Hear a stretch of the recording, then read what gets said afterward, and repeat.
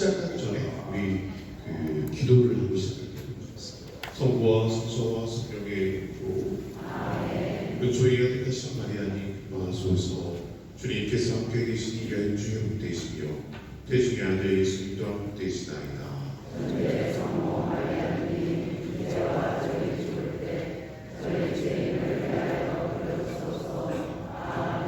성부와 성자와 성령의 이름으로 여러분 안녕하십니까? 네, 아까 전에 대충 들어보기에는 최근에 들어서 특강을 듣는데 제일 젊은 신부가 온 것 같습니다. 약간 그런 느낌이 좀 들어서 말씀드립니다. 한번 여쭤보고 시작할까요? 나는 사는 게 너무 재미난다 하시는 분. 재미있으십니까?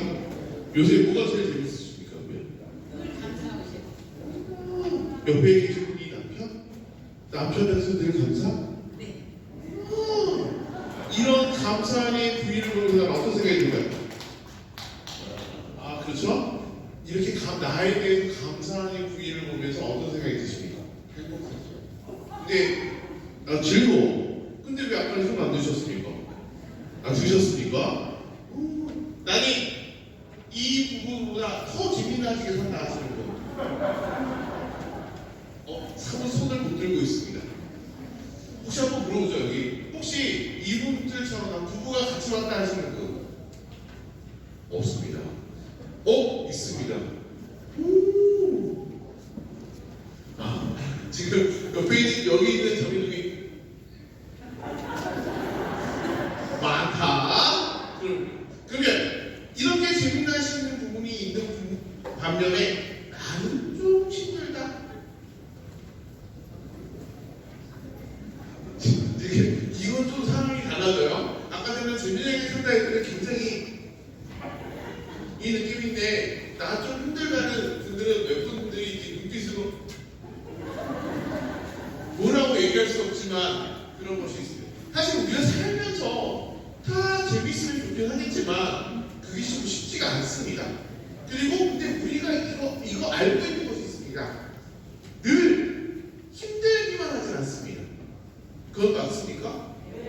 그러면 지금 이 두 분이 너무 뜨거운 눈빛으로 하지만 나는 너무 즐거워라는 표현을 보시면서 그러면 나는 늘 즐거울 수 있습니까? 쉽지가 않습니다. 그러니까 내가 늘 힘들기만 하고 늘 즐겁기만 한 사람은 없습니다. 이렇게 살다가 변화가 가득합니다. 그래서 어떻게 보게 되면 만약에 하나만 쭉 됐다고 한다면 우리의 삶을 내가 어떻게 살아야 할지 모르긴 하겠지만 이런 것이 있기 때문에 또 다른 말로 하게 되면 이렇게 고통스럽다고 생각해도 어느 타임에 돌아와서 보면 그래 그런 시간이 있어서 내가 무언가 깨달았어. 그쵸? 또 뭔가 변화가 됐어. 뭔가 내 삶이 다른 걸로 변하는 것 같아 라는 걸 깨닫게 됩니다. 사실 우리의 삶 자체가 이것만 있는 것이 아니라 이것도 있고 저것도 있고 합니다. 그렇다면 이 질문이 이제부터 들어갑니다. 나는 죽지 않을 것이다. 난 죽지 않는다. 좋아, 그럼 반대로 나는 죽는다. 언제가 될지 모르겠지만 좀 때리고 그 다음 질문이 중요합니다. 나는 죽는 건 알지만 그 자체가 좀 두렵다. 나머지는 두렵지 않다? 어머나 여기는 그렇죠? 너는 죽지 않으리라 살아보리라 라는 약간 이런 우리 신앙 속에서는 그런 죽음이 끝이 아니라고 얘기를 하긴 하지만 사실 죽는다는 것이 왜 두려울까? 사실 죽는 게 즐거운 사람은 없습니다. 그렇다면 죽는 게 왜 두려울까? 이거를 아는 게 제일 중요합니다. 여러분 생각에 죽는 게 왜 두려울까요? 내가 만약에 두렵지 않다고 하시는 분은 다른 사람은 이래서 두려울 것 같아 라고 생각이 드시는 거예요.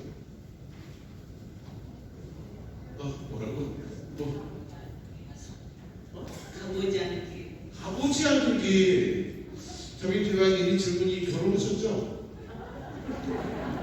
결론 어떻게 하셨습니까? 가보지 않은 길인데. 사실 여러분 맞습니다. 우리가 그 죽음이라는 것이 두려운 이유는 가보지 않은 길이기 때문에 그렇습니다. 근데 아까 이쪽에 어떤 분이 얘기했습니다. 헤어진다는 것이 있어서. 근데 가보지 않은 길이 두렵다고 한다면 지금 여러분이 지금 이 제가 특강을 끝내고 저 성당문을 열고 나가는 순간 나한테 지금 현재 익숙하긴 하지만 어제와 다른 가보지 않은 길을 가는 겁니다. 그러니까 어떻게 봤을 때는 우리가 죽음이 두려운 것도 사실이지만 우리의 삶 자체도 그렇게 따지면 두려운 것이 사실입니다.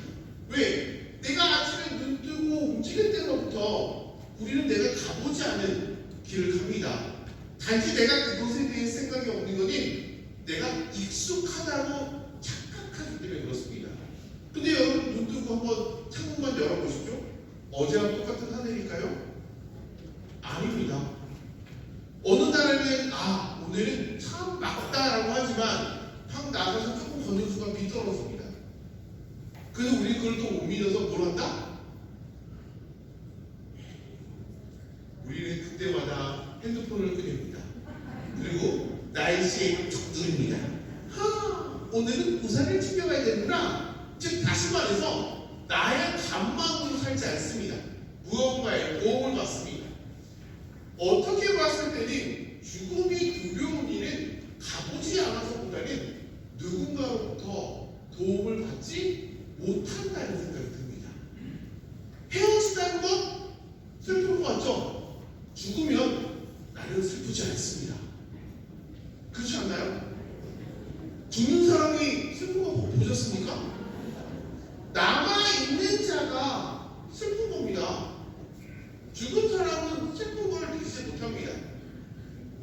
제가 약간 두렵게 얘기하는 게 하나 있는데 이제 이건 우스갯소리로 들으시면 돼요. 그 김수환 주교님이 이제 돌아가서 15년 됐습니다. 근데 원래 김수환 주교님이 돌아가셨을 때 처음에 계획했던 거는 3일장이었어요. 3일만 장례를 치르려고 했어요. 근데 사람들이 너무 많이 오는 거예요. 그랬더니 그래서 중간에 계획을 바꿔서 5일장으로 해야 되겠다. 그 5일장보다 더 길게 하는 것은 아닌 것 같다라고 얘기해서 5일장을 했어요. 그럼 그때 당시에 교구장이었던 정추기 형님이 이런 말씀을 하셨어요. 누군가한테 야 나도 죽고 5일장 해주는 거야? 라고 얘기했어요.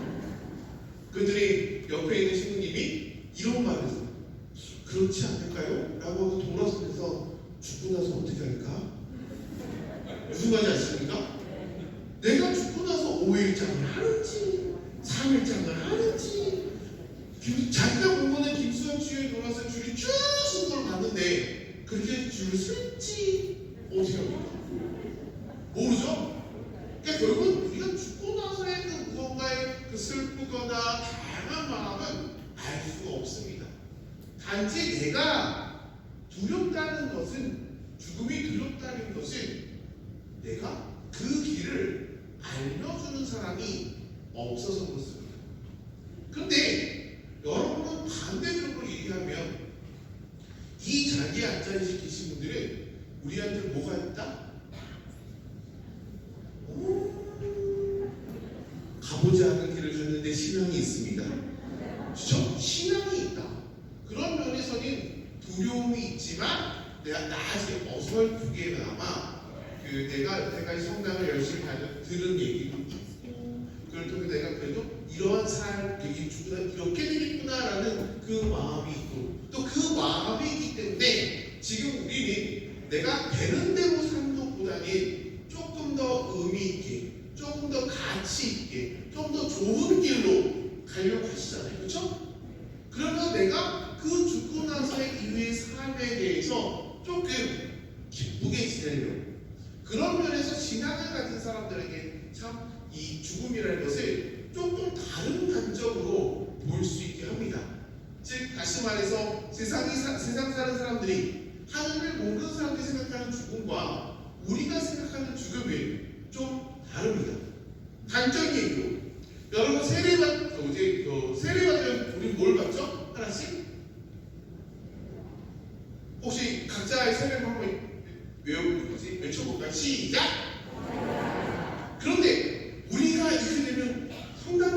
좋은 게 있습니다.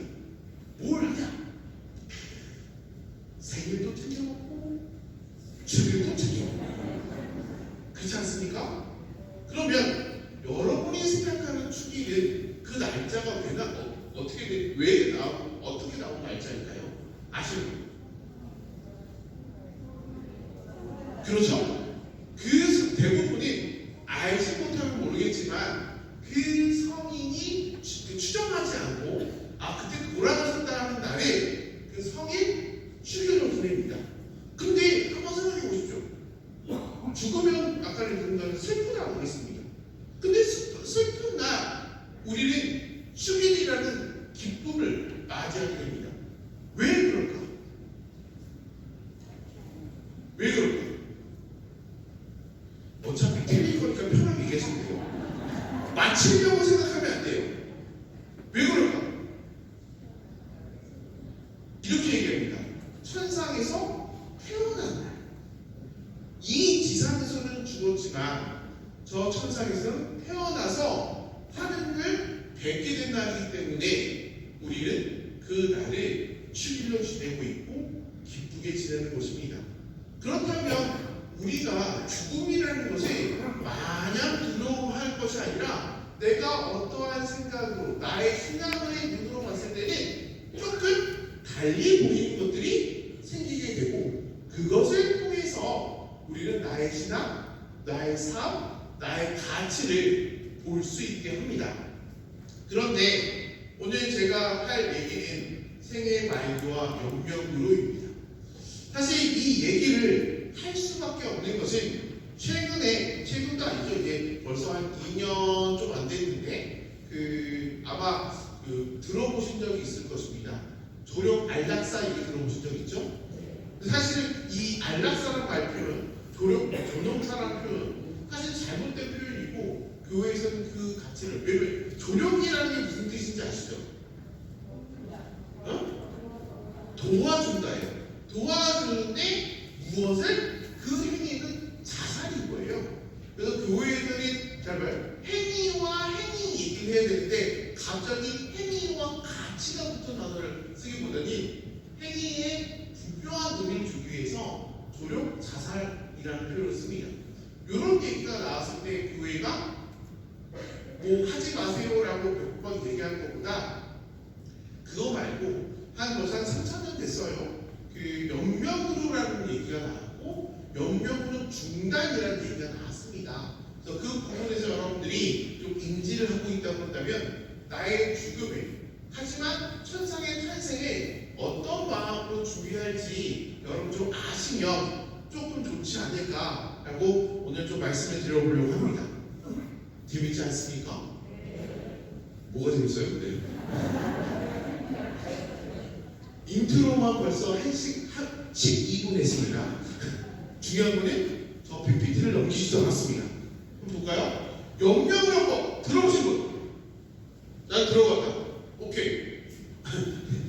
지금 여러 번 잘 느끼지 못했지만 이 자매님이 손 드시고 나서 제가 다가가니까 왜 그렇지? 표정으로 저를 얘기하고 있습니다. 네? 오케이. 연명을 뻔이 뭘까요? 죽음이 저기 있을 때 하는 거예요. 저기 있을 때 어떤 느낌 오시죠? 저기 있을 때, 거시기 했을 때, 혹시 여기 전라도 뭐 거시기 했을 때 아시죠? 네, 거시기 했을 때. 사실 우리 이거 좀 명확하게 알 필요가 있어서 그렇습니다. 연명으로법이 뭐냐?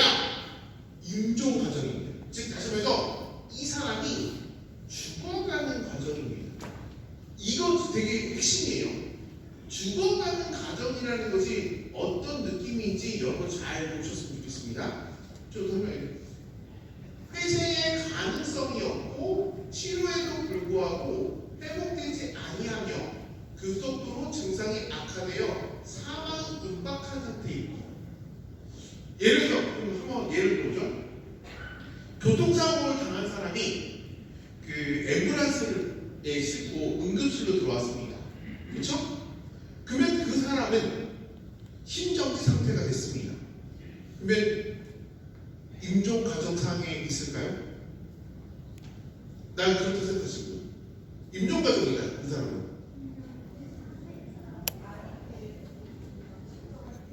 심정지가 된 상태다. 지금 제 느낌이 지금 여러분 지금 눈빛들이 어떤 느낌이에요? 들어도 바보 될 것 같고 가만히 있어요. 여기서 지금 핵심적이라는 건 두 개가 있습니다. 일단 보시죠. 회생 가능성이 없습니다. 심정지, 그러니까 보통 응급실로 들어오면 프로토콜로, 그러니까 순서상 얘기하면 여러분 보신 적, 우리는 제가 다른 나라, 그러니까 독일에 있을 때의 사람들과 얘기했을 때는 의학 이런 거에 대해서 전혀 알지 못하는데 한국 사람들은 드라마에 의학 드라마를 하도 많이 봐서 얼추 다 알고 있습니다.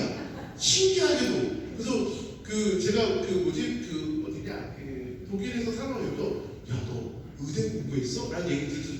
보통 이렇게 아까 말한 케이스, 교통사고를 당해서 앰뷸런스를 타고 오면서 심정지가 됐습니다. 응급실로 옵니다. 그러면 대부분 순서대로 이 사람 임종과정이야 하지 않고 바로 뭐였다? 그렇죠. 심폐소생술을 합니다. 흔히 말해서 CPR을 하게 됩니다. 왜 그러냐? 어떻게 볼 때는 임종과정일 수 있습니다. 하지만 그 CPR을 함을 통해서 CPR을 하게 되면 어떻게 된다? 나중에 심장이 뛰게 됩니다. 잘 봐요. 회복 가능성이 있어요, 없어요? 여기서 임종과정이라는 건 뭐라다? 회복성이 없다. 뭔 차이인지 아시겠죠? 그러니까 대부분 사람들이 조금 이따가 제가 보여드리긴 하겠는데 연명의료라고 했을 때 심폐소생술이라는 단어가 안 한다고 씁니다. 그러면 응급실에 들어온 사람도 나는 연명을 안 하기로 했어. 그러니까 CPR 하면 안 돼. 그러니까 아니라는 거예요. 중요한 건 뭐냐? 그 심폐소생술을 해봤자 뭐가 없다? 가능성이 없는 경우를 임종과정이라고 얘기를 합니다. 예를 들어서 여러분이 혹시 나 CPR하는 거 해보신 분 말고 직접 보신 분 없구나. 대부분 여러분 그러면 모형가슴 한번 해보신 분? 모형가슴. 이제 보통 딸깍딸깍 할 때까지 하라고 하는데요. 보통적으로 제가 말씀드리면 만일에 연세 드신 분들한테 CPR을 임종과정에 CPR 하잖아요. 이렇게 하게 되면 갈비뼈 3개 부러집니다. 무슨 말인지 아시겠죠? 그만큼 힘을 줘서 하기 때문에 굉장히 세요. 그러니까 그런 부분에서 임종과정 있는 사람한테 그렇게 하게 되면 좋은 걸까요? 나쁜 걸까요? 좋다고 나쁘다고 얘기할 수는 없는 건데 그렇잖아요. 관점에 다른 건데 편안하게 자기의 죽음을 받아야 되는 사람한테는 불편하게 하는 거죠. 그래서 임종과정이 있다는 표현이 그 사람이 상태를 얘기하는 것이 아니라 그 전서부터 어떠한 과정 안에 있었느냐가 중요한 부분이죠. 회복 가능성이 없고 치료에도 불구하고 회복되지 아니하면 이 정도 얘기하게 되면 어떤 생각이죠? 무엇을 해도 소용이 없다라는 거죠. 예를 들어서 만약에 이런 경우는 있어요. 혹시 이런 걸 보시고 있지만 가족들이 이분이 죄송해요. 그래도 젊은 사람한테 하지 않았죠?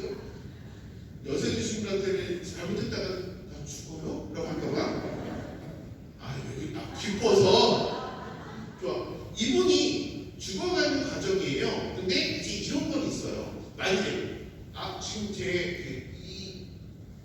여세 들어가지고 딸이 미국에 있습니다. 임종을 좀 봤으면 좋겠습니다. 그래서 어떻게 지금 죽어가는데 조금 어떻게 조치를 통해 살려주죠. 그래서 임종을 봐야 되지 않겠습니까? 라고 할 때 약간 저온 처리하고 이런 거는 명령의료예요. 근데 이제 목적이 있잖아요. 임종을 보려고 하고 조금이라도 늘려달라는 거. 그런 것들이 임종 과정이 있는 거예요. 아시겠죠? 잘 봐요. 이 사람한테 심정지나 그런 것들은 지금 보지 않았어. 그렇죠? 하지만 저온을 놔두면 심장이 천천히 뛰면서 진행 상황이 이어지면서 그래도 길게 가잖아요. 그렇죠? 이런 거 같은 경우에는 잘 봐요. 그 목적이 회생이나 중단 과정 좀 천천히 하는데 뭐 가족들이 함께 왔으면 좋겠다. 그걸 또 연명으로라고 얘기하면 그것도 곤란해. 치료의 목적이 없으니까. 아시겠죠? 왜냐면 좋은 죽음, 그 가족들과 함께하는 죽음을 보고자 하는 마음이잖아요. 그런 부분도 차이가 있죠. 그래서 이 연명 임종가정이라는 단어를 여러분들이 명확하게 알고 있어야 돼요. 어떤 게죠? 혹시 보이시면 같이 읽어볼까요? 시작!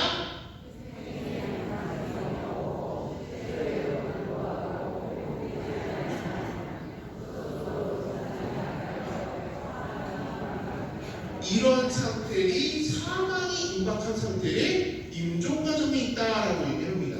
그래서 이럴 때 뭘 결정할 수 있냐면 연명으로 중단이라는 것을 결정하게 되는 겁니다. 즉 내가 굳이 죽어가는 과정인데 나를 굳이 살릴 필요 없어요. 그냥 이렇게 편안하게 내가 죽음을 맞이할 수 있도록 도와주세요 라고 얘기합니다. 근데 최근에 어떤 사건이 있냐면은 연세 드신 할머니입니다. 근데 자식이, 그러니까 이분이 이제 임종 과정에 있었어요. 그러니까 자식이 이렇게 우리 어머니 어디든 안 됩니다 해가지고 의사로 살아가는 거야. 근데 어떻게 했냐? 그럼 의사가 죽어간 과정에 약간 CPR을 해야 된다고 했잖아요. CPR 하다가 갈비뼈가 부러져 죽었습니다. 무슨 말인지 아시겠어요?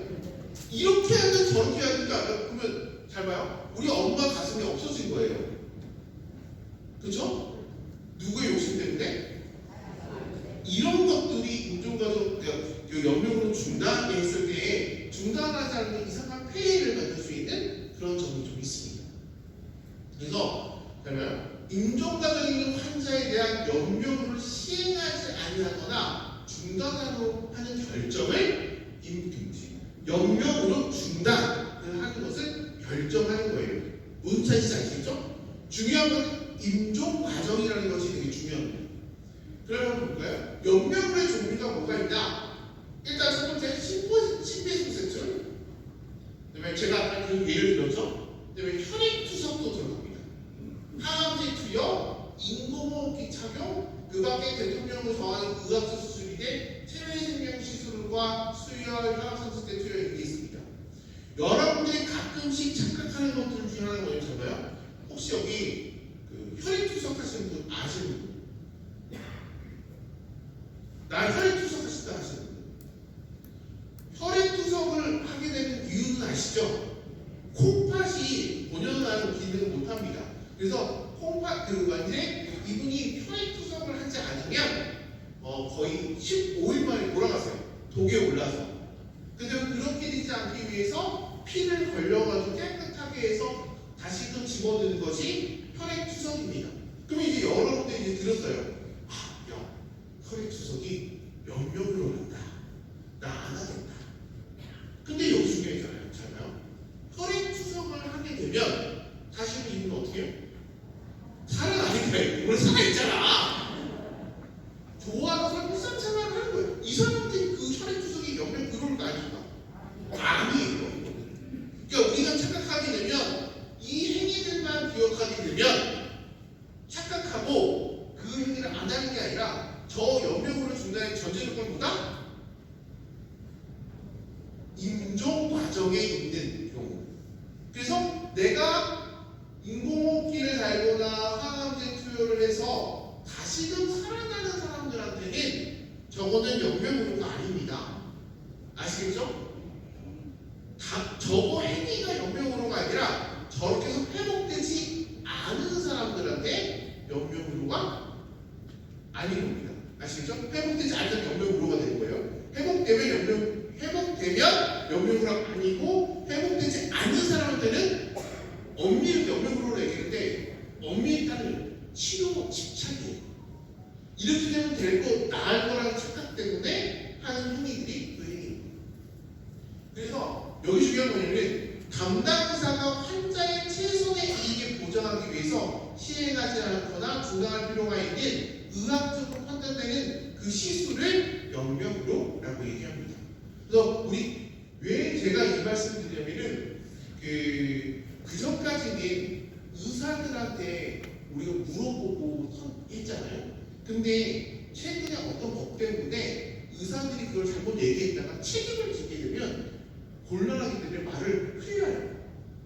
선택하시는 겁니다. 그러면 우리가 선택을 하려고 한다면 잘 알아야 되잖아요. 근데 그런 부분 때문에 제가 이 설명을 드려요. 그래서 중요한 건 그냥 치료 과정 없이 과정만 기간만 연장시키는 것을 우리는 뭐라 그러다? 명명의료라고 하고, 그런 행위를 하지 않는 것이 명명으로 준다라는 표현을 씁니다. 그럼 나의 의사를 어떻게 전달할 수 있을까? 나는 전달할 수 있잖아요. 나는 명명의료를 하겠다, 하지 않겠다 전달할 수 있잖아요. 죽어 나는 하지 않을 거야 할 수는 없잖아요. 그렇죠? 해봐요. 그 중에 지금 여러분들이 지금 받은 종이가 있습니다. 지금 들어오시면서 그 중에 하나는 사전명령의약서라는 게 있고, 하나는 명명으로 계획서라는 것이 있습니다. 근데 이 두 가지가 차이가 있습니다. 여러분 저 문장만 읽어봤을 때 두 개의 차이가 뭘까요? 보시죠. 잘 봐요. 명명의료는 명명으로 똑같은데 하나는 사전입니다. 하나는 사전이 붙지 않습니다. 그러면 명명으로 계획서입니다. 즉 다시 말해서 사전명령의약서는 아직 내가 병에 걸리지 않았습니다. 그래서 하지만 내가 걸렸을 경우 나는 이렇게 하고 싶어 라고 얘기하는 거예요. 또 그러면 명령으로 계획서 뭐냐? 이제 병에 걸렸습니다. 그러면 어떻게 되냐? 이런 치료 과정을 할 것이고요. 만약에 그 과정에서 치료가 더 이상 안 될 경우에 어떻게 하시겠습니까? 라고 물어봤을 때 그때 쓰는 것이 명명의료 계획서, 차이가 있겠죠? 그런 면에서 그렇게 대상이 좀 다릅니다. 즉 다시 말해서 사전명령의약서는 병과 관계없이 15세 이상이 등록기관에서 합니다. 그러면 사전명령의약서를 쓰는 사람은 병에 걸린 건가요? 안 걸린 건가요? 안 걸린 겁니다. 그렇다면 이제 명명으로 계획서는 말기 환자 병원 담당 의사의 설명을 듣고 하는 겁니다. 여기서 차이가 있습니다. 여보세요? 병에 걸리지 않았습니다. 그럼 여기는 등록기관으로 되어 있고, 왜 명명으로 계획서는 담당 의사로 써 있습니다. 그렇다면 앞에 사전명령의약서는 지금 내가 의사가 앞에 있을까 없을까요? 없습니다. 그러면 우리 한번 심심한데 좀 이따가. 근데 이제 중요한 게 이거는 사전에 내가 그 병에 걸리고 병에 걸리지 않고 표현한 겁니다. 그러면 내가 만약에 이런 것조차도 쓰지 않았다 할 경우에 어떻게 되냐? 보시죠. 나의 의사를 알고 있는 가족 이인의 진술이 필요합니다. 혹시 이런 과정을 한번 겪어보신 분? 이게 되게 골치 아픕니다. 왜 제가 이 말을 하냐? 그 다음 부분까지 얘기할게요. 특별히 이 사람은 그나마 내가 쓰지는 않았지만, 야, 나는 자식들한테, 아니면 내 주변 사람들은 나 영명으로 하지 않을 거야 라고 했을 때 그 두 사람이 그거에 대해서 얘기를 해주면 됩니다. 그러면 들어주기로. 나의 의사를 결정하지 않았을 경우, 그렇다면 뭐냐? 가족 전체가 결정을 합니다. 단적인 예로 하게 되면, 제가 아는 케이스로 말하면 이 할머니가 집에만 계셨습니다. 집에만 계셨고 그냥 그 가족들이 같이 이제 요양사 장수가 이렇게 도와주셨어요. 근데 이분이 이제 그 호흡이 왔다 갔다 하니까 결국 집에 있다가 병원으로 갑니다. 근데 이제 이분은 더 이상 치료를 해봤자 회복될 가능성이 없습니다. 그랬을 때 이 할머니한테는 딸이 셋이 있었습니다. 근데 그 할머니하고 같이 살았던 사람은 둘째 딸이에요. 그래서 부랴부랴 연락해서 첫째 딸이 자기도 영명의료를 안 했으면 좋겠다고 얘기했어요. 근데 둘째가 셋째 딸입니다. 왜? 셋째 딸하고 연락된 지 15년 됐습니다. 연락이 안 됩니다. 그러면 의사는 연명으로 중단을 할 수가 없습니다. 지금 전제조건이 뭐였죠? 전원 안 할 경우에는 의사는 왜 그러냐면 이게 잘 보세요. 의사는 그냥 의견만 들은 거잖아요. 근데 이게 나중에 법적으로 가게 되면 뭐가 터지냐면은 그거 몰라요? 이 할머니가 재산이 있었습니다. 재산 분배를 하지 않았습니다. 그러면 첫째 딸, 둘째 딸은 받아 먹으니까 그냥 죽었다 하고 내가 받은 건데, 그러니까 무슨 사건이 터질지 모르는 거예요. 근데 그 집은 그런 케이스가 아니었는데, 그러면 물어보면 셋째 딸이 왜 연명으로 나중에 나타나서 혹시나 셋째 딸이 왜 연명으로를 준다느냐고 따지면 의사가 독박을 씁니다. 아까 전에 제가 말씀드렸죠. 다양한 법 때문에 의사들이 책임을 안 지려고 한다고. 저 안에 이런 것도 들어와 있습니다. 그러니까 내가 만약에 표현하지 않았을 경우에는 되게 복잡해지는 경우가 있어요. 근데 요새 아까 말씀드린 것 중에 하나가 있잖아요. 조력 자살을 하고 싶어 하시는 분들이 굉장히 많습니다. 왜? 고통이라는 걸 내가 견딜 수 없으니까 이렇게 살 바야 난 죽었으면 좋겠다라고. 그런데 잘 보세요. 지금 현재의 법 안에서 우리는 나의 의사를 전달할 수 있다 없다? 있습니다. 저거요. 사전연명의학서나 연명으로 계획서를 통해서 우리는 나의 의사를 그나마 전달할 수 있습니다. 그런데 그 부분도 충분히 하지 않았는데 그 단계를 뛰어넘고 뭔가 한다는 것은 쉽지 않은 선택이에요. 근데 이제 여기서 연명으로 계획서는 그렇다 치지만 그럼 사전연명 의학서는 왜 필요한가? 젊습니다. 말을 다 할 수 있었고 했는데 갑자기 큰 사고가 났을 때 어떻게 하겠습니까? 그렇죠? 만약에 그 내사 상태 경우로 넘어가게 되면 그 내사위원회라는 것이 있어서 병원에서 그 사람을 내사 판정하면 죽었다고 판단을 해서 그 사람을 이제 뭐 호흡기를 뛸 수가 있지만 사실 그렇지 못할 경우에는 연명의료로 넘어갈 수밖에 없습니다. 그런 면에서 내가 나의 의사를, 나의 삶을 내 연명으로 이렇게 연장하는 것이 아니라 정말 주님이 주신 삶을 온전히 산 상태로 내가 그렇게 천천히 숨을 먹고 싶다라고 하시는 분들이 이런 걸 쓰시면 돼요. 그러니까 근데 여기서 우리가 잊지 말아야 할 게 있어요. 연명으로 계획서는 내가 어떤 상태다? 병이 걸린 상태다. 사전연명 의학서는 어떤 상태다? 병이 아직 걸리지 않은 상태다. 그런데 여기서 중요한 게 또 있습니다. 한 번 쓰면 끝일까 아닐까? 아니에요. 우리 마음이 갈대잖아요. 오늘은 이랬다, 내일은 저랬다. 더 중요한 것 중에 하나가 있습니다. 마음만 갈대일까? 내 길은 팔락인데? 그러면 누구 얘기를 해서 이 말이 맞는 거 같고 저 말이 맞았을 때 혼동이 있을 때 내가 바꿀 수가 있습니다. 연명의료 계획서나 연명의료 계획서 찾아보면 의학서니 내가 너무 또 수시로 바꾸지라고 하고 싶지 않지만 늘 바꿀 수가 있다는 것을 기억하시면 좋겠습니다. 그래서 아까 보여준 사전연명 의학서하고 연명의료 계획서인데 이 두 개가 양식이 비슷할 것 같지만 가장 도드라지게 달라지는 것은 보십시오. 연명의료 계획서에는 뭐가 있다? 담당 의사가 있습니다. 그리고 표현이 좀 다르죠? 사전연명 의학서는 아프지 않은 상태라고 얘기했습니다. 그래서 작성자가 뭐다? 작성자라고 나옵니다.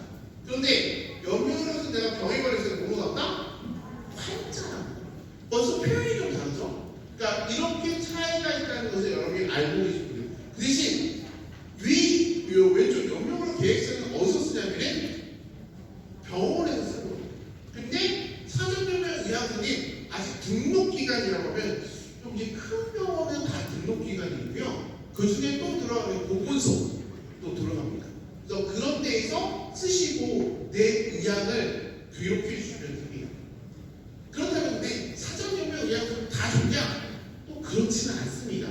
왜냐하면 연명으로 계획서 같은 경우에는 내가 병에 걸렸기 때문에 의사한테 직접 상담을 들으면서 내가 어떻게 치료 계획이 있고 안 됐을 때 얘기하는 거니까 명확하게 나의 상태를 알 수가 있지만 사전연명 의학서는 내 질병의 상태를 정확하게 알 수가 없습니다. 그러니까 난 막연한 그 느낌으로 얘기하는 것이지 당신 병이 이러니까 이렇게 되겠습니다라는 얘기를 못 듣기 때문에 문제적 조건이 있습니다. 그리고 영역에서는 의사에게 나의 상태를 정확하게 알 수 있는, 즉 질병 상태를 알고 있기 때문에 내가 어떻게 치료가 되고 있고 또 분명 명확성이 좀 있는 거죠. 그런 차이가 있습니다.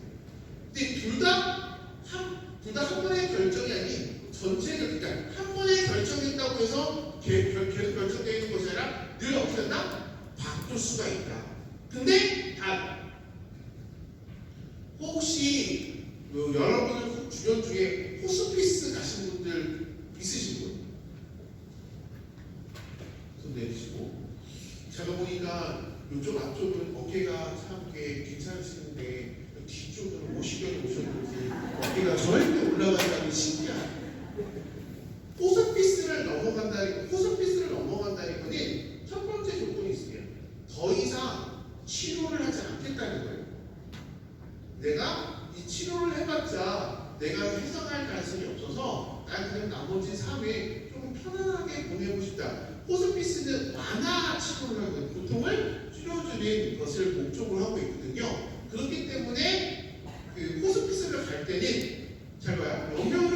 연명료를 한다는 것은 내가 치료 목적이 있다는 거였죠. 그걸 안 한다는 것이 쓰고 갑니다. 그래서 내가 CPR도 안 한다, 모도 안 한다 해서 호스피스를 넘어갔어.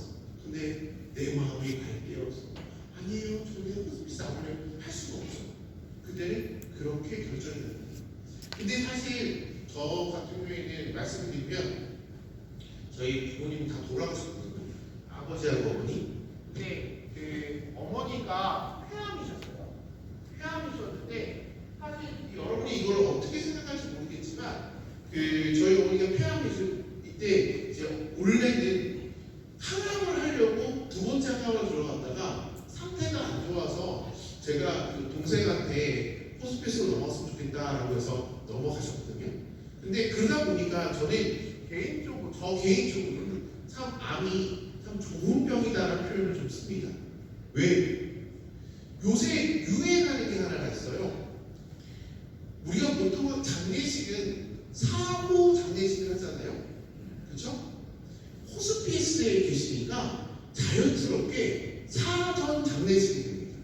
그러니까 내가 죽어가는 나의 입장에서 나의 친척들이나 나의 친구들이 와서 같이 얼굴 보고 그래 그동안 너 잘 지냈어 고마웠어 막 얘기를 하는데 얼마나 뭐라 그럴까 내가 그래도 내가 잘 살았구나 생각도 들면서 다양한 생각들이 들잖아요.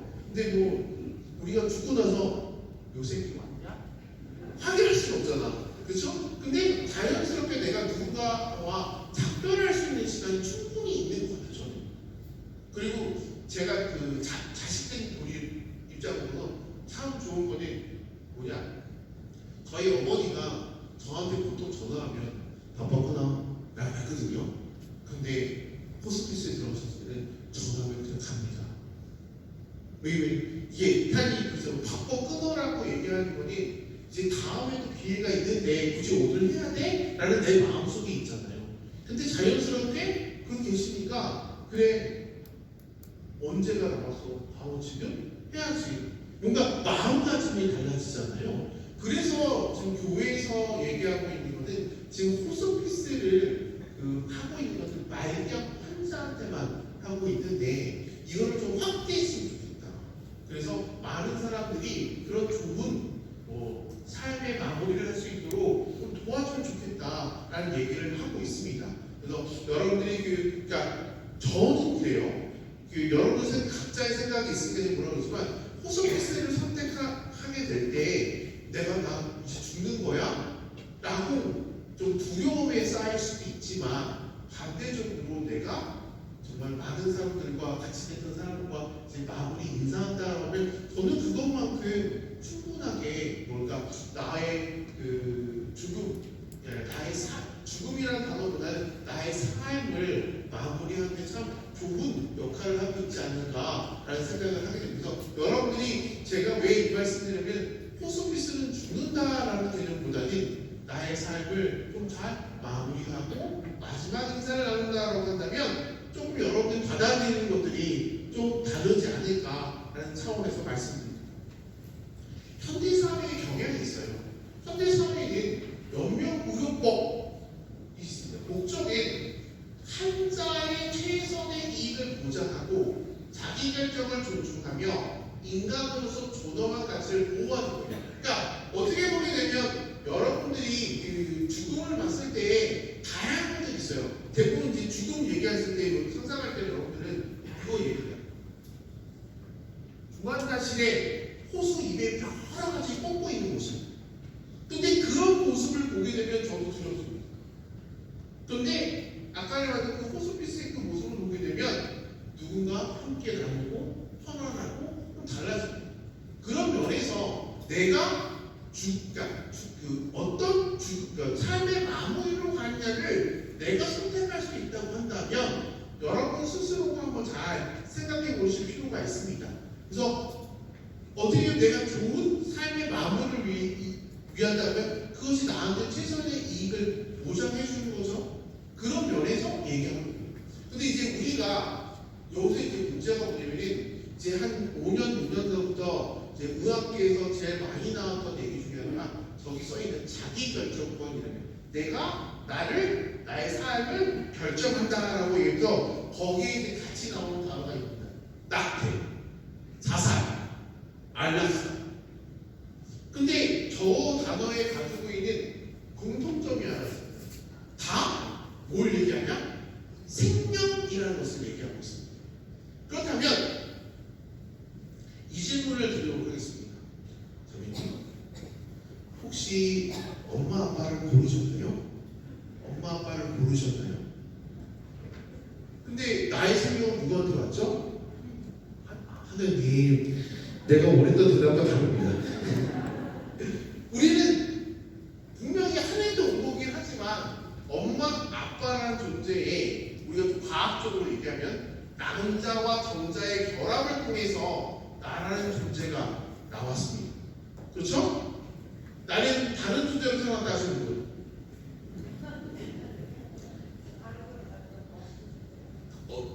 어디 가서 얘기를 하니까 어떤 분이 저는 엄마와 아빠의 눈빛에 사랑으로 태어났습니다 하시는 분 있어요. 그렇죠? 근데 내가 그 생명을 얻게 됐을 때에 내가 엄마 아빠를 선택했나요? 안 했습니다. 근데 왜 그 내가 선택하지 얻게 된 그 생명을 내 스스로의 선택으로 좌지우지하냐는 것은 우리 스스로가 너무 오만한다는 생각을 가질 필요가 있습니다. 다른 말로 하면 좋아. 내가 우리 엄마 아빠를 선택을 못했다 치자. 내 자식은 내가 선택했다.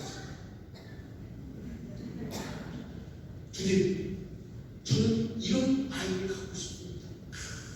키도 크고요, 얼굴은 못해도 장도 크고, 난 그렇게 선택하시는 거예요. 아, 자매님 그렇게 기도했다고요? 여기서 질문이 있습니다. 그런 아들을 얻으셨나요? 얻었어요?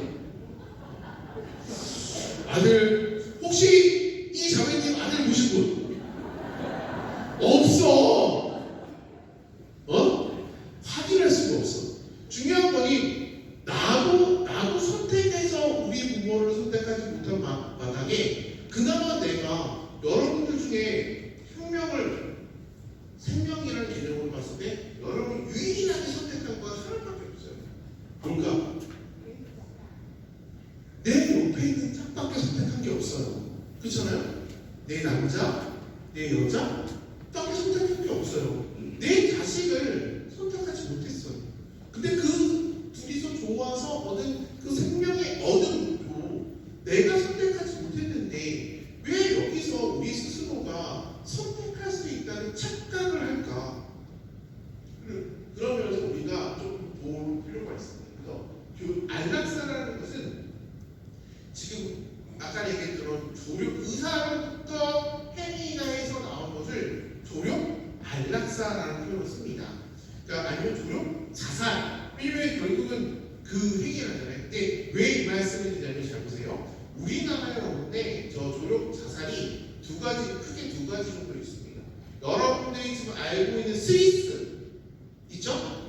스위스는 어떤 형태로 하냐면은 의사가 이 팔, 이렇게까지 자세하게 얘기할 건 아니긴 하지만 팔에다가 링겔 꽂고 나서 뭐 이게 주사제를 2개를 줘요. 그러면 뭘 하냐면은 잘 보세요. 의사는 거기까지만 준비해 줍니다. 그러면 뭘 주냐면 손에다가 버튼을 줍니다. 그걸 누르면 약물이 투하돼서 이 사람이 이제 죽습니다. 그럼 잘 보세요. 이 행위를 봤을 때 이게 자살이죠. 자기가 선택하는 거죠. 이런 행위가 있고 여기서 달라지는 게 또 있어요. 네덜란드에는 뭐가 있냐면 의사가 직접 주사기로 그 수액이라는 데다가 주사를 넣습니다. 이거는 뭘까? 타살입니다. 무슨 말인지 아시겠죠? 누가 뭐라고 해도 내 생명이 내 스스로가 숨을 점점 잦아들게 해서 죽는 것이 아니라 어떠한 약물, 어떠한 행위를 통해서 죽는다고 한다면 그것은 자살일 수밖에 없습니다. 그러니까 여러분들이 솔직히 말해서 나는 그래 내 의식 있을 때 내가 뭐 했을 때 이때 나는 죽고 싶어 라고 하지만 잘 보세요. 우리는 내 계획대로 살아본 적이 없습니다. 나 내 계획대로 사신 분 에이 계획대로 사신 분 있잖아요. 사신 분. 그런데 내 계획대로 살지 않아도 우리는 이만큼 성장했고 도리어 그렇게 살지 않았기 때문에 더 깨달은 것도 있고 기쁜 것도 발견했고 내 삶도 변화가 됐고 그렇지 않습니까? 그 다양한 경험들이 있는데 우리는 어느 순간에 욕심이 생깁니다. 내가 원하는 대로 내 것을 따지고 보면 아까 자매님이 얘기했던 생명은 누구 거예요? 하느님 거예요 라고 얘기를 해놓고선 내가 이렇게 생각하는 게 조동하다는 그 한계성에 얘기를 합니다. 왜? 근데 여러분 그 착각하는 게 있어요. 그 존엄이라는 단어가 가지고 있는 뜻은 범접할 수 없는 가치입니다. 근데 내가 스스로 생명이라는 것을 이렇게 하겠다고 얘기한다면 범접할 수 없는 가치인가요? 내 손으로 좌지우지하는 가치지? 그걸 우리는 존엄이라고 볼 수가 없습니다. 어차피 우리는 그 존엄이라는 단어의 그 단어가 가지고 있는 뜻이에요. 근데 그것은 자살이라는 것을 여러분 분명하게 인식을 해야지만 가능합니다. 아까 전에 얘기했잖아요. 제가 호스피스를 저희 부모님 어머니가 가지고 나서 그러면 어머니가 호스피스 가고 나서 암이 폐암인데 고통스러웠을까 안 고통스러웠을까? 고통스러워요. 안 고통스러울 수가 없어요. 근데 만약에 저희 어머니가 그 고통스러운 것 때문에 야 나는 조력자살을 하려다 라고 해서 그걸 선택했다면 그 어머니의 마지막에 같이 이야기 나누고 뭔가 했고 그리고 또 그것을 어머니의 임종을 기다리면서 사실 저희 어머니가 임종을 한다고 하고서 나가셔서 사회도 못 잤습니다. 근데 그 시간이 아쉽지 않습니다. 왜? 내가 그분을 위해서 충분히 그러니까 어떻게 보면 그분한테 고통일 수 있을 수 있으나 남은 자한테는 마지막으로 그분과 할 수 있는 추억이나 기쁨. 잘 보세요. 그 4일 동안 저희 어머니는 아무 말도 하지 않았습니다. 수만 쌩쌩세웠습니다. 근데 그 숨을 쌩쌩 세우는 것을 보고 있는 자식의 입장에 봤을 때는 그 안에서 어머니와 함께 그 추억 살아오면서 그리고 어머니와 함께 그 의미를 다시 생각하면서 내 스스로가 중요한 내 스스로가 그 어머니를 보낼 수 있는 준비를 할 수도 있고 그것이 어머니는 아무 말도 하지 않았지만 나에게 이렇게 저렇게 주고 싶은 이야기를 내가 받을 수 있는 시간이 될 수 있는 거야. 내가 이렇게 하고 싶다고 해서 그분이 얘기를 전달하는 것이 아니라 저는 그냥 그 자리에 함께 있음을 통해서 무언가 전해지는 그 가치, 의미를 생각해 볼 수 있는 것입니다.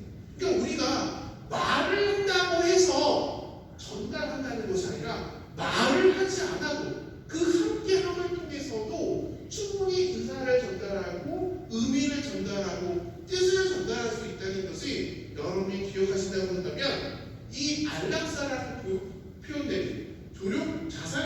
생명이라는 것이 얼마나 무교잡아요. 내가 주고 싶은 것만 너 받아라는 거 아니야. 근데 우리는 주고 싶은 거 아니어도 받게 되는 것이 있잖아요. 그런 것조차도 무시하는 행위가 될 수밖에 없습니다. 그래서 어떤 결정을 했을 때 그 결정을 시행하는 것이 안락사입니다. 그러니까 교회에서는 이 안락사, 교육사사를 반대합니다. 인간의 좋은 걸 상실하기 때문에 조dom한 죽음은 죽음을 인도적으로 앞당기는 안락사와 인위적으로 죽음을 지어지는 치료 집착을 피하는 것은요, 생의 말기를 마지막 순간까지 평온하게 보낼 수 있는 거예요. 내가 어떻게 되면 죽어가는 나도 나의 죽음을 받아들일 수 있는 시간, 내가 원하는 방식이 아니라 그분이 나를 창조하신 것처럼 나도 그분이 나를 받아들이는 시간을 갖게 되는 겁니다. 그래서 사실상 이 부분은 생명론의 문제예요. 내 생명이 어떠한 문제인가 했을 때 같이 한번 시작. 번이란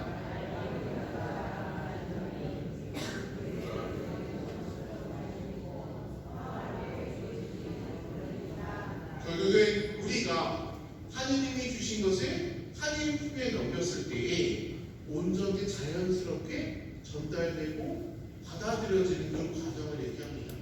진짜 존엄이라는 말이 진짜 존엄 있게 한다면, 잘 보세요. 이 말표현이 아까 말씀드렸잖아요. 범접할 수 없는 가치. 인간이 범접할 수 없지만 하느님이 주신 거에 대해서 내가 맡겨드린다는 그 개념으로 범접이 아니라 우리가 가지고 그거를 체험하고 느끼는 것이 그 존엄이 가진 의미라는, 그리스도인이 가진 존엄이라는 의미를 여러분이 생각해 보셨으면 좋겠어요. 그래서 인간의 생명은 유한합니다. 아까 제가 처음에서 질문 들었죠. 나는 죽지 않을 거다 하시는 분 없었습니다. 근데 우리는 그 죽음이라는 단어를 너무나 터무시하기 때문에 생각하지 않아요. 도리어 그걸 생각하면 뭐가 바뀌냐면 내 삶의 가치가 바뀌어요. 예를 들어 누군가가 얘기를 해. 내일 죽는다고. 아니고. 그렇다면 지금 제일 하고 싶고 맛있는 거 함께 먹어야죠. 죽는 또 먹어야 돼? 아, 좋은 시간 함께 보내고 누구랑? 그분과. 그분은 여러 명이 될 수 있습니다. 찍어서 보여드리면 너무 작아요. 제가 지금 이 말씀을 많이 돼. 하민이 내일 안 죽어요. 그럼 원선이 뭐 할래요? 지금 약간 똑같은 말이지만 좀 다르죠? 우리가 죽음이라는 걸 생각하는 순간부터는 내가 나의 지금 현재의 시간의 가치가 달라집니다. 지금 여러분께 생의 말기를 얘기하면서 죽음을 얘기하고자 하는 것이 아니라 우리 삶의 가치를 얘기하는 거예요. 근데 우리는 아까 말씀드렸잖아요. 내일도 오늘과 같을 거 같고 어제도 오늘과 같을 거 같고 라고 우리는 착각해. 왜? 익숙하니까. 근데 아까 말씀드린 익숙하지만 다르단 말이에요. 그렇다면 오늘의 하늘과 내일의 하늘이 똑같이 보이지만 내가 죽음이라는 것을 통해서 삶의 가치를 인식했을 때부터는 어제와 똑같은 것이라 오늘은 다른. 그러면 내가 다시 힘을 내고 오늘을 어떻게 보내야 될지, 어떻게 힘있게 보내야 될지, 얼마나 가치를 두고 봐야 될지가 바뀐다는 거예요. 어제 우리가 어떤 마음을 먹고 있냐에 따라서 우리 삶은 달라집니다. 예를 들어 지금 옆에 있는 내 부인, 내 남편이 솔직히 말해서 꼴보기 싫습니다. 그런데 이 사람이 아프고 이제 볼 날이 얼마 남았을 때 그 싫고 마음에 안 드는 모습만 더 보는 것이 아니라, 그래 내가 이 사람하고 어떻게 살았지? 어떤 가치를 두고 살았지? 내가 그동안 뭘 잊어버렸지? 다시금 무언가 회개하면서 지금의 현재의 삶의 기쁨과 감사, 좀 더 나아가서는 무엇을 나누어줘야 될지도 것도 우리가 생각할 수 있지 않을까라는 것입니다. 그래서 탄생부터 죽음까지 우리는 온전하게 그 생명을 수호할 필요가 있다. 그 세계 말기에 우리의 필요한 것이 사실 적절한 돌봄이 필요해요. 사실 여러분 아십니까? 인간은 우리 우선 동물이라는 표현을 쓸 때 포유류계 아십니까? 포유류계가 뭔지 아십니까? 그렇죠? 포유류계 중에 제일 약한 동물입니다. 이해하십니까? 일단은 여러분이 알고 있는 짐승들은 태어나자마자 걷습니다. 그렇죠? 그러면 혹시 나는 태어나자마자 걸었다 하시는 분 없습니다. 우리는 태어나자마자 상당 기간 누군가한테 돌봄을 받을 수밖에 없습니다. 그렇죠? 그리고 나서 점점점 크면서 이제 어느 정도는 어느 타입 뭐가 되면은 누군가를 돌보게 됩니다. 즉, 내가 아이를 낳으면 그 아이를 돌보거나 안 그러면 돌볼 수 있잖아요. 그렇죠? 그리고 우리는 좀 힘이 점점 힘이 한해가 넘칠 것이 아니라 어느 정도 나이가 되면 힘이 좀 빠지면서 누군가한테 돌봄을 받을 수밖에 없습니다. 어쩌면 우리의 삶을 따지고 보면 그 돌봄의 순환인 것 같아요. 누군가한테 돌봄을 받고 내가 누군가를 돌봐주고 또 나의 말기에 누군가한테 돌봄을 받고 그러면서 자연스럽게 또 모르거든 세대 간의 이해도 하게 되고 남의 마음도 보게 되고 느끼게 되고 그렇게 되는 겁니다. 그런 면에서 우리가 필요한 것은 적절한 돌봄을 받을 권리가 있다는 거예요. 우리는 누군가한테 돌봄을 받을 수 있습니다. 근데 살아있는 환자를 죽이지 않고 불필요하고 무익한 의료비용에 부족하지 않으며 환자가 평온하게 죽음을 맞이할수록 적절한 돌봄을 받을 권리가 있다는 겁니다. 그렇다고 한다면 누구한테 도움을 받는다는 것이 어렵지 않은 거예요. 사실 우리가 가끔씩 착각할 때가 있어요. 오늘 제가 여기 오기 전에 어떤 분하고 이제 얘기를 했는데 그분이 최근에 아버님이 쓰러지셨다가 이제 막 케어하고 했는데 그 얘기를 하시더라고요. 무슨 얘기를 하냐면 그 아버님이 이제 병원에 있으니까 자기 혼자 잘 음식 불편하니까 이제 요양사가 있는데 요양사가 여자분인데 요양사분이 모욕을 시켜준다고 하니까 여자한테 무슨 모욕을 그래서 모르는 몸을 보여줄 수가 없다. 그때 이제 그거 조금 있다가 아드님을 모셨대요. 근데 그 아드님이 모욕을 시켜준다고 하니까 안 받겠다고 하고 그럼 누구하고 한테 모욕하더니 사위한테 받겠다. 그럼 되게 뜬금없죠. 사위한테 모욕을 받겠다고 하신 거예요. 사위. 물론 이제 사위도 아들입니다. 뭐 좋게 얘기하면. 근데 나중에 얘기를 들어보니까 무슨 말을 하냐면은 쓰러지기 전에 이제 딸이죠.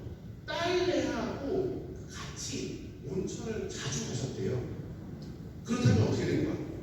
사위하고 같이 모욕을 해본 거예요. 근데 죄송합니다. 이 아들 새끼하고 아들이 결혼하고 나서 한 번도 모욕을 해본 적이 없는 거야. 무슨 말인지 아시겠죠? 되게 사소한 거예요. 근데 나랑 그냥 어떻게 보면 잘못해요. 이분이 쓰러지고 나서 돌봄을만 생각하는 게 아니라 어떻게 보면 같이 삶을 살았을 때 돌봄이 있었을 때 어쩔 수 없이 바뀌게 되는 것이지. 그렇죠? 또 이것도 있습니다. 그분이 돌보면서 이제 깨닫게 되는 거냐면 이거잖아요. 아버님이 이렇게 얘기하는 거예요. 야, 아침 나오기 전에 이빨을 딱 치아를 했더니 밥 먹고 나가. 곧 있으면 나와. 근데 잘 보세요. 그 말을 하면서 나중에 자기 후회했다고 얘기하는 내가 누군가를 돌본다고 얘기하면서 어떤 방식으로 돌보냐면 내 방식으로 돌보는 겁니다.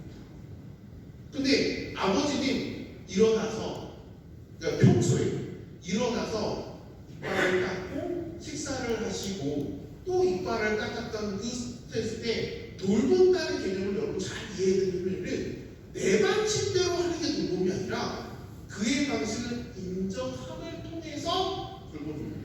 그랬더니 이분이 하신 얘기예요. 요양사가 돌볼 때는 아버지가 그냥 그 상태로 한 10일 쭉 갔는데 자식들이 그 아버지 성향대로 돌보니까 갑자기 푹푹푹 회복을 하시대요.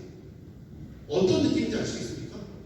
우리가 돌본다고 얘기하면서 이 돌보는 사람이 주체로 상대방을 돌보게 되면 그 사람은 힘이 빠집니다. 왜? 무시당했어요.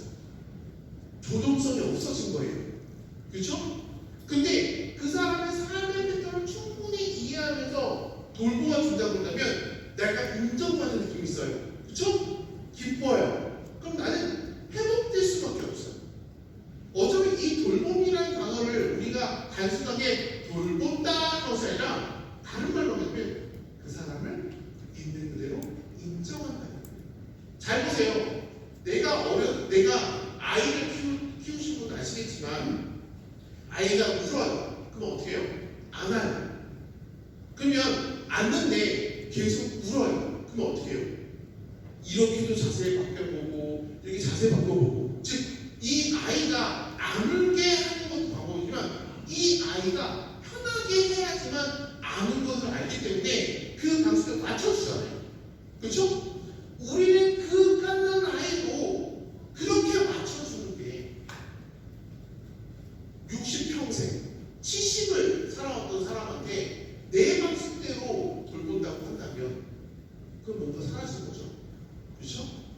어떻게 봤을 때 이거는 이제 돌보려는 사람들을 얘기한다면 돌봄을 받아야 되시는 분한테는 솔직하게 내가 불편하지만 참는다가 아니라 진짜 나 너한테 존중받고 싶어?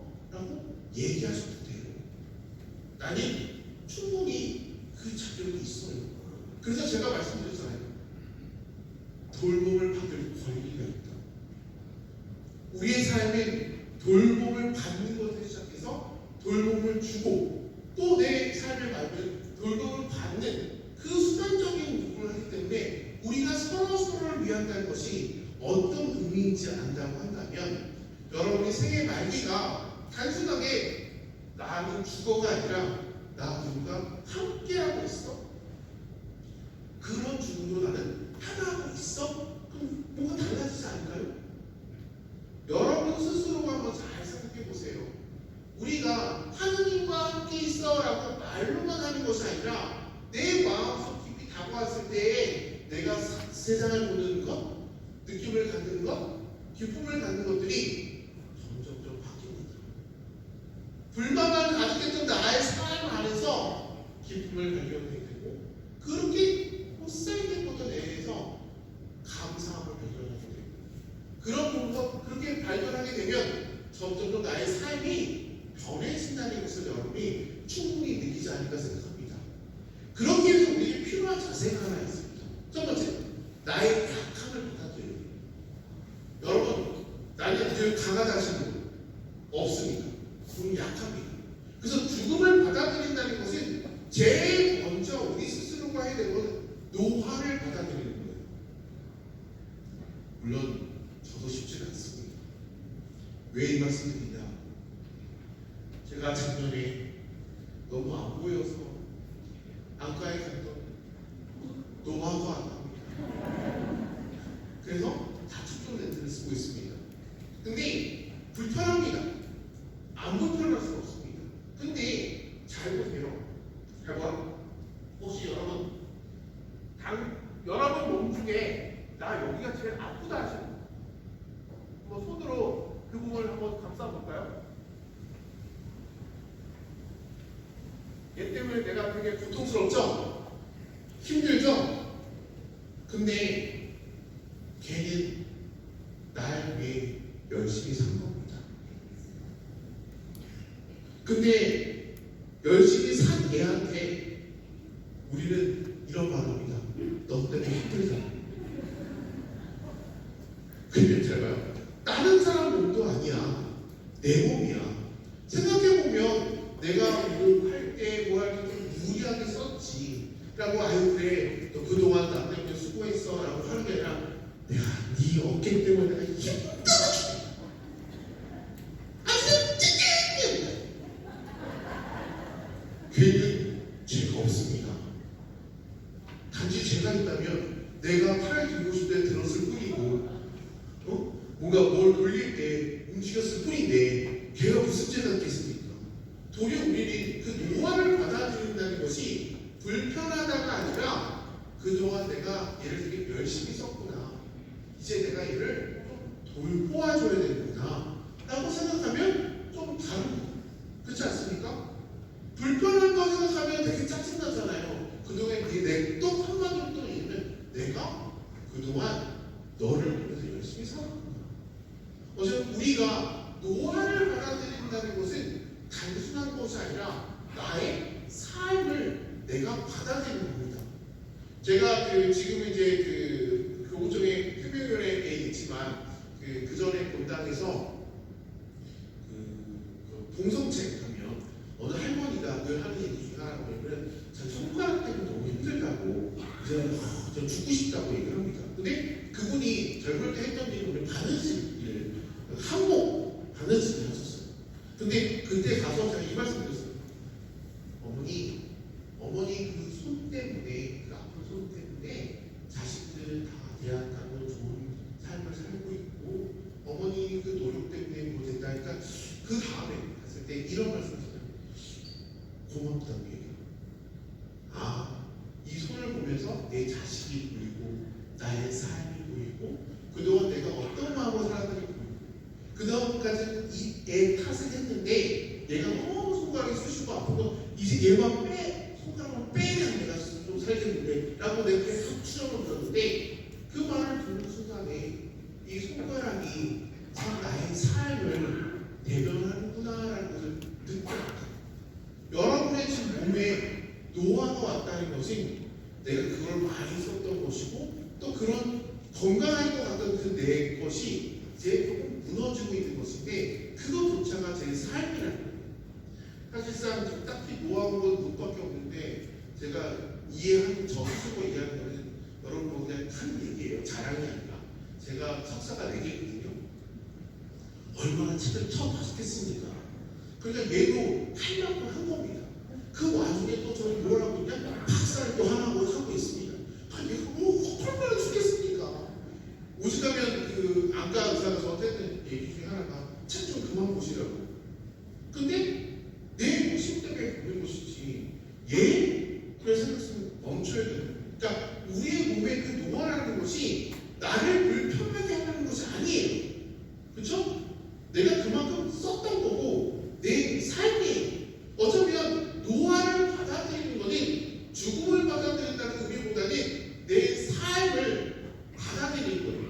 너무 열심히 살았고 나의 삶을 그리고 또 나 때문에 못하겠던 그 삶을 받아들이는 거예요. 그렇죠? 그리고 나서 그냥 돌봄은 마지막 시간에 인간적으로는 필수적인 방법이에요. 그러니까 살아있는 환자를 죽이지 않고 삶에 무슨 수단을 동원하는 것이 아니라 편하게 죽음을 맞아들이게 하는 것이 그 의미가 있습니다. 그래서 사실상 우리가 힘들다보다는 내가 돌봄을 충분히 받을 수 있게 도와달라라고 얘기하는 것이 참 필요한 것 같아요. 그 다음 삶의 의미에 대한 성찰이에요. 아까 얘기했죠. 노화가 그냥 노화가 아니라 내가 그걸 많이 써서 아프다고 했잖아요. 그렇다면 내 그 안에 삶의 의미가 있는 것입니다. 그래서 죽음의 마지막 순간까지도 우리는 타인에게 메시지를 줄 수 있습니다. 제가 아까 전에 저희 어머니가 섹스 거리는 그 숨소리가 사이를 가는데 그분이 그걸 주려고 하는 것이 아닌지는 모르겠으나 내 스스로 느껴지는 그 메시지들이 있다는 거예요. 우리는 그 안에서도 나를 감동시키고 느끼고 그걸 깨닫게 하는 것들이 있다는 것을 기억했으면 좋겠습니다. 우리는 의미를 묻습니다. 예를 들어서 그거 왜 써요? 왜 써? 기억해 놓고 싶어서. 그래서 이분이 씀을 통해서 기억하고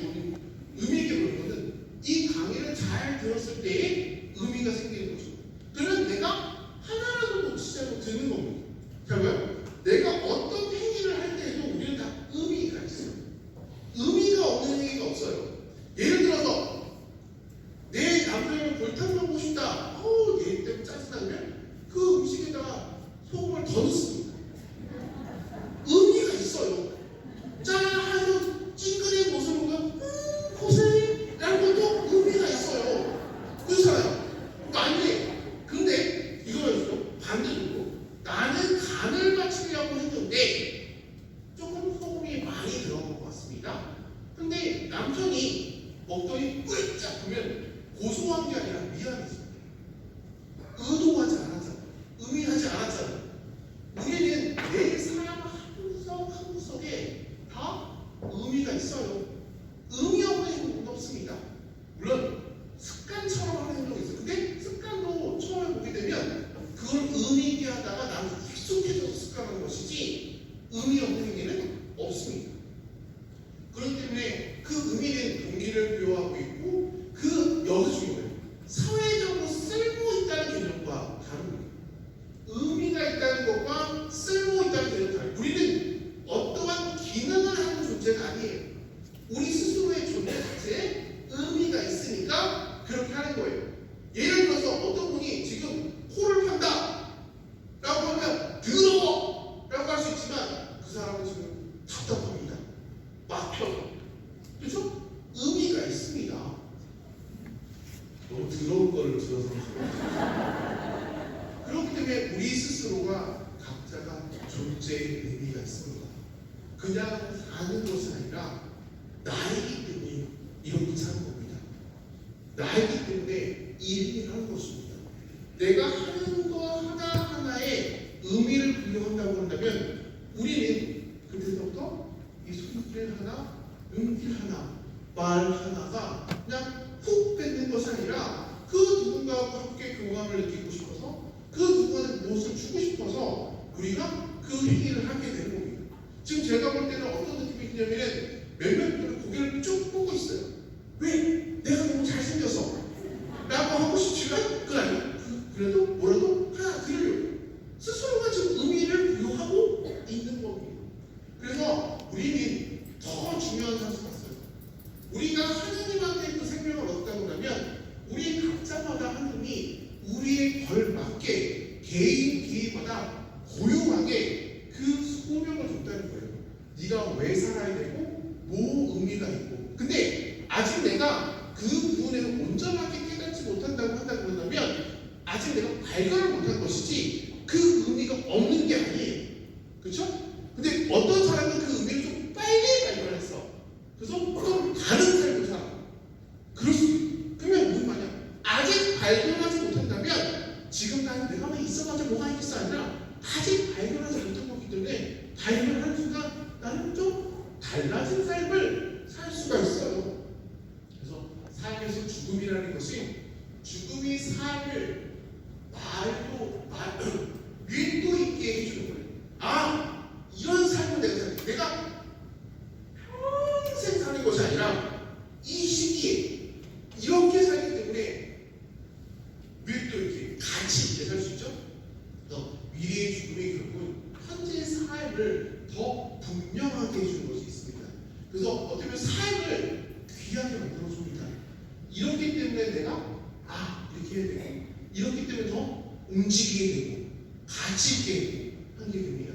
그래서 우리가 제일 조심하게 왜곡하는 거예요. 보통 왜 나에게만 하지만 우리는 내가 인지하지 못한 삶의 행동을 깨는 옛날에는 단정해요. 만약에 손가락 새끼손가락에 여기 한번 후려보는데 얘가 가시가 있다고 하면 아프죠? 그러면 내 손가락이 새끼손가락이 필요 없는 것이 아니라 얘가 아파하는구나. 갑자기 존재 가치가 있죠? 그러니까 고통이라는 것이 피하기만 하는 것이 아니라 그 고통을 통해서 우리가 느껴지고 하는 게 있습니다. 여기 지금 사순식이잖아요. 그걸 때 이제 이런 표현이에요. 고통을 영어로 하면 패션이라는 뜻이에요. 그렇죠? 근데 이 패션이라는 단어를 고통이라는 해석도 있지만 다른 의미로 보면 열정이라는 단어가 있어요. 즉 내가 그거에 대해서 나도 인식하지 못했는데 소중하면 아플 수밖에 없습니다. 그 부분에서 내가 열정이 있다고 한다면 정말로 그에 따른 고통이 있을 수밖에 없습니다. 단순하게 그 고통이 아니라 나를 성장시키고 의미 있게 만들어준다고 한다면 그 고통은 피하기만 하는 것이 아니라 오히려 내가 받아 안았을 때 나의 스스로의 가치를 인식을 바꿀 수 있게 만들어준다는 거예요. 그래서 아까 내가 말씀드린 호스피스 완화무료에 대해서 죽으러 가는 것이 아니라 다시금 삶을 조명하는 것이라고 제가 말씀을 드렸고 어쩌면 전적으로 나를 위한 시간입니다. 좀 더 나가면 또 나 타인을 위한 시간입니다. 또 마무리로 오늘 제 별명 중에 하나가 1타 단사예요. 느낌 좀 오시죠? 그래서 요약해서 딱 말씀드리고 끝내는 거예요. 일단 영명의료법 제가 얘기했죠? 중요한 거는 영명의료법이 중요한 거는 최선의 이 자기결정, 의학적 소견, 환자의 의학 이런 것들이 그런데 제일 중요한 거는 듣는 겁니다. 내가 어떤 상태인지 했을 때 올바른 결정을 할 수 있어요. 내가 잘 알지 못하고 결정하는 것이 되게 많아요. 여러분들 중에 그거 있다는 거고 그래서 경계해야 될 것은 뭐냐면 일반적인 결정자예요. 아니에요. 내가 의사의 결정만으로 아니면 환자의 결정만으로 아니라 서로 간의 대화를 통해서 더 좋은 것들을 찾아내는 것들이 필요하다. 그 중에는 내 옆에 있는 배우자, 나의 가족들과의 상의하는 것도 같이 포함됩니다. 그 다음에 충분히 진짜 정보, 왜? 아까 얘기했잖아요. 병에 걸렸을 때는 당신의 병은 이런 상태입니다라는 걸 알기 때문에 어떤 생각을 통해서 할 수 있지만 정보가 충분하지 못하면 잘못된 선택을 할 수도 있잖아요. 그런 부분을 경계하는 겁니다. 사전협력 의학선이 환자의 자기결정권인데 건강할 때 등록기간 상태, 병에 걸리지 않은 상태라는 거예요. 그래서 경계해야 되는 거는 뭐냐?